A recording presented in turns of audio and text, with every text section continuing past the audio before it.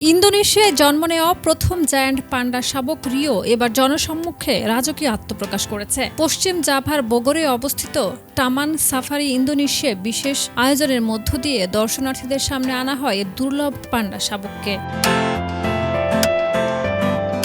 গত বছরের নভেম্বরে জন্ম নেওয়া রিও ইন্দোনেশিয়ার ইতিহাসে প্রথম জায়ান্ট পান্ডা, যার জন্ম দেশটির মাটিতে। তার বাবা মাকে চীন থেকে সংরক্ষণ ও প্রজনন কর্মসূচির অংশ হিসেবে ইন্দোনেশিয়া আনা হয়েছিল। জন্মের পর কয়েক মাস নিবিড় পরিচর্যা ও স্বাস্থ্য পর্যবেক্ষণে রাখা হয় রিওকে। চিকিৎসক ও প্রাণী বিজ্ঞানীদের মূল্যায়নে সুস্থ ও স্বাভাবিকভাবে বেড়ে ওঠার প্রমাণ পাওয়ার পরই তাকে জনসম্মুখে প্রদর্শনের সিদ্ধান্ত নেওয়া হয়।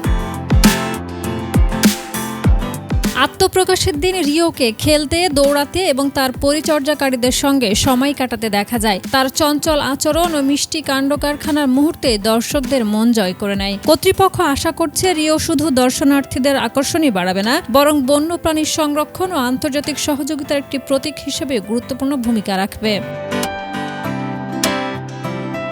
ইন্দোনেশিয়ার মাটিতে জন্ম নেওয়া এ ছোট্ট পান্ডাকে ঘিরে ইতিমধ্যেই তৈরি হয়েছে ব্যাপক উচ্ছ্বাস ও আনন্দের আবহ।